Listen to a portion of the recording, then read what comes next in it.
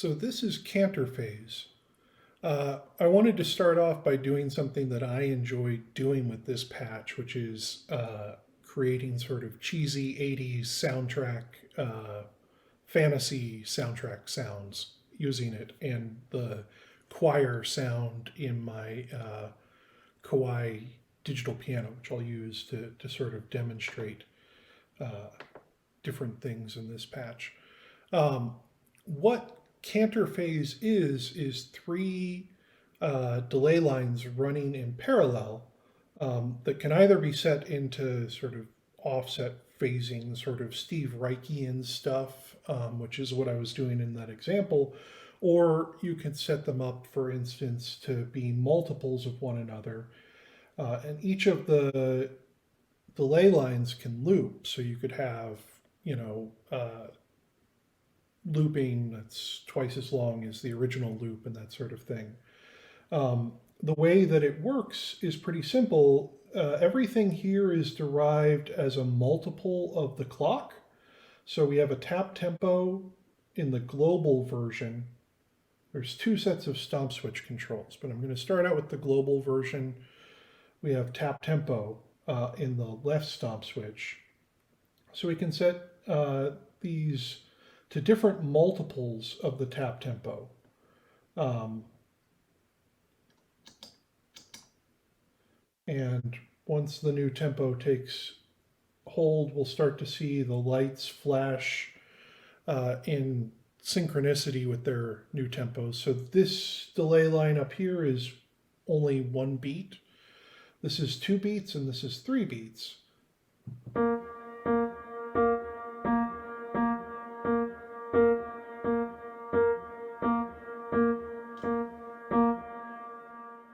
And we can hear them moving around the stereo field if you're listening in stereo. Let me turn down the reverb. There's no reverb on the patch. I was using an external reverb uh, from the Empress reverb. Um, but you can hear them moving around the stereo field, and sometimes you hear the center position because you're hearing the left and uh, left and right sides at the same time. Um, but you could set that up to be 2 beats and 4 beats and 8 beats. Just keep in mind that you're limited to 16 seconds because it's based on delay lines, and that's sort of the limit that they have there. Um, so we can uh, cause these to loop indefinitely.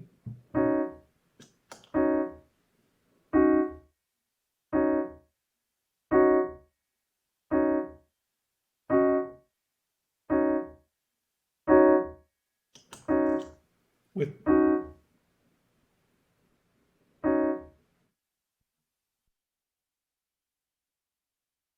with the middle stomp switch. Uh, and I'll come back to a more advanced looping technique in a second when we get to the non-global stomp switch controls. But this will cause the delay lines to loop and unloop. And I'll add that when they're looped, I'm not going to show a looping example again because uh, this stomp switch has two different behaviors. When they're not looped, it uses the erase parameter. On the second page, um, we have an erase amount, and that's like a depth. So I'm using it as at 100%, but if you set it to like 50%, then what it would do is just sort of cause those loops to decay 50% each time they went through the cycle. Um, And then we have an add amount, and the add amount sets the gain for essentially overdubs. You could think of adding as overdubs. I call it adding because that's how my brain is processing it in this delay line configuration. But when the loops are, uh, or when the delay lines are looped, then this stomp switch will act as a universal overdub. So you can overdub new audio into the delay line loops. Um, on the second page, we have controls for the feedback for each loop when they're, or each delay line. So this is sort of how I like using it, which is sort of these phase delays, like I was doing in the original, these phase delays with a lot of feedback. And then I don't really loop them because, you know, they'll sort of slowly evolve over time with these very long or very high feedback amounts because they're, you know, clean digital delay lines. Um, and I should add that although we only have 8 degrees of difference here, each of the delay lines can have what is called a negative half beat, which is causing this one to freak out for some reason. Let's see if we can get it to stop. I don't know why that's freaking out. I'll investigate that before I publish it. I don't normally use the half beat on this one, so maybe I did something wrong wiring it up.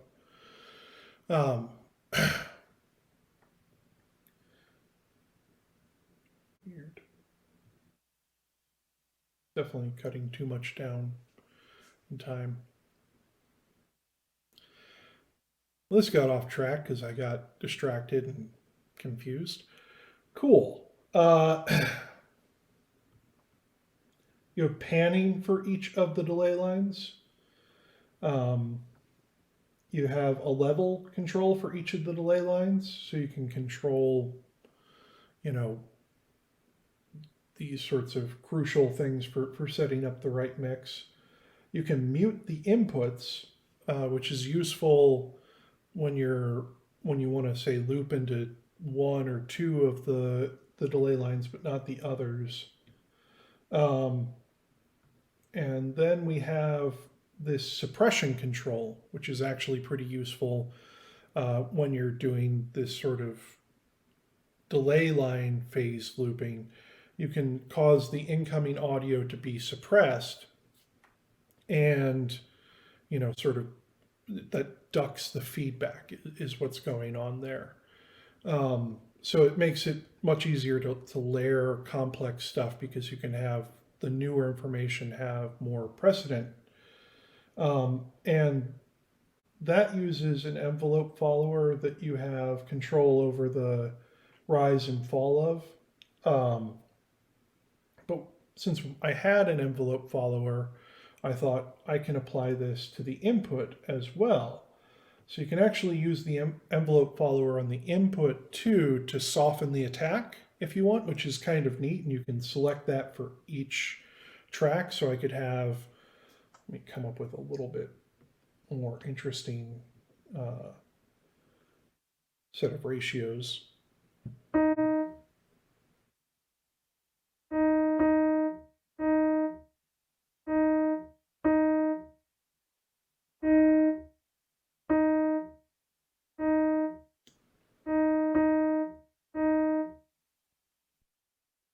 So the advantage there is that you can, I don't know if you heard that, left and right both had sort of softened attacks, and the repeat that was down the middle uh, just played normally. And that's sort of nice for creating slightly more complex sort of tonal things, which again is really what I like to do with this patch. I use it a lot for sort of, yeah, tonal compositions, I would say. It's kind of like a live version for me of airport loops with the unsynchronized loopings, although here there's more emphasis put on phasing. So right now, you know, each of the loops has its own unique phase, or they're phasing with one another. So this is 3 beats long, this is 3.5 beats long, this is 4.5 beats long. And as they play off one another, if I did something a little bit more complicated than the last example,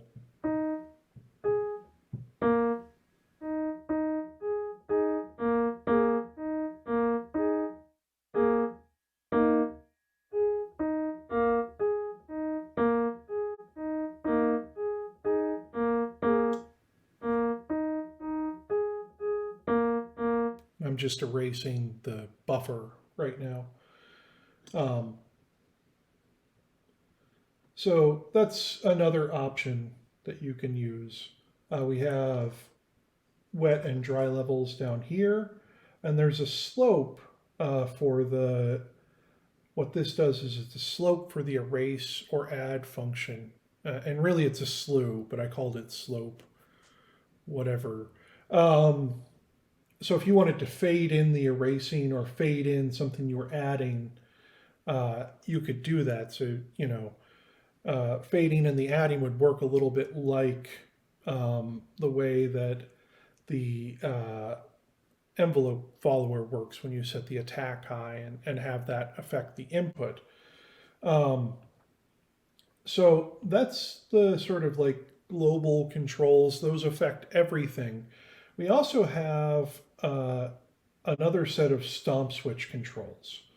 So this is, rather than being affecting things globally, the stomp switches each get individual controls over each of the delay lines. And each of them can be used to loop that delay line or unloop it, to add to that delay line, to replace. And replace is a combination of add and erase.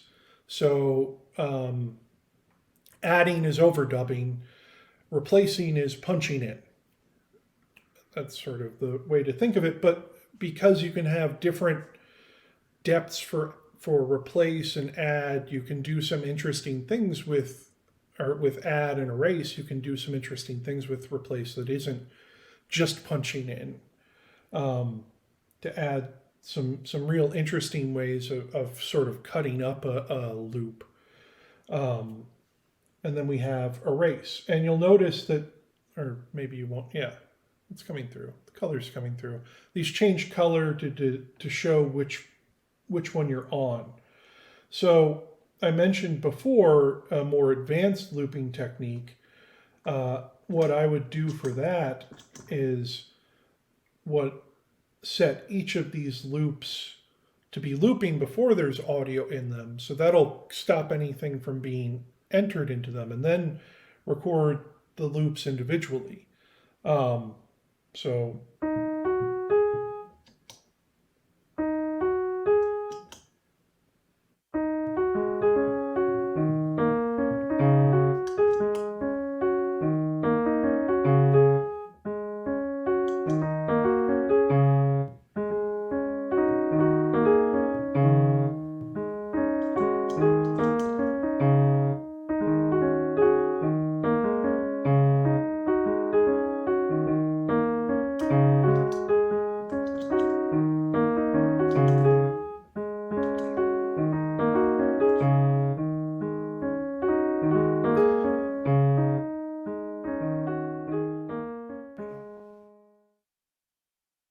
I've been having some trouble with this stuff.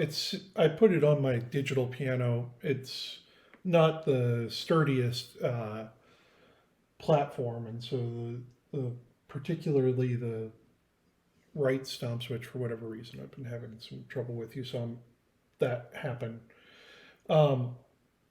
So that gives you this degree of manipulation over the individual loops once they're recorded. So you can record them separately and then erase part of a loop, or punch in some new information, or add / overdub some new stuff. So I think it gives you some real granularity over the loops. Just, there's only so many stomp switches, right? So I wanted to have this sort of global set of controls that you could use for everything. And then if you wanted to get into these ways of manipulating the loops you could.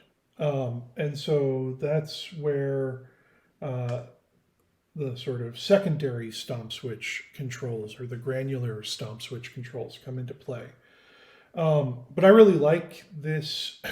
Uh, I think for some people who are looking for like synced loops, you can do that really easily with this patch. The tricky part is you need to know the beat beforehand. So some people, they're really looking for that thing where they can record in a phrase and then that becomes the base clock. It won't do that, but it will accept external clock. It accepts MIDI clock and it'll accept tap tempo, and you can use that as the sort of foundation to build off of and just have, loops that are, you could have a couple of loops that are a bar if we think of the beat as quarter notes, and then 2 bars for another loop, take off the half beat measures. So, it can do that, but it also is really excellent for this sort of Reichian, phase thing that I'm into. That's a sound that I'm down with. I jibe with. So, this is a way of really like, I think, doing complex rhythmic stuff without a lot of complexity. There's a lot of controls, but most of them you'll probably set and forget for whatever you're doing. I pretty much, the only things I really mess around with are the panning. I made maybe more extreme than I would in my own use case, just because it shows off that extreme. So I probably dial that back in a little bit. And then the suppression level and the envelope controls are the ones that I really deal with, because again, the way I do this is to sort of lay down some material and then layer over it. So the suppression really helps with that, the ducking feature, because it allows me to create sort of busy stuff. The phase delays can create busy stuff out of not very busy input, but then I can sort of evolve that with the suppression ducking thing and get, I think, some really neat compositions that come out of those 3 delay lines playing off one another at different phases. So that is Canter Phase. I hope you check it out, and if you do, I hope you enjoy it. I know it's a little weird, but I should probably simplify it. Oh well. Take care.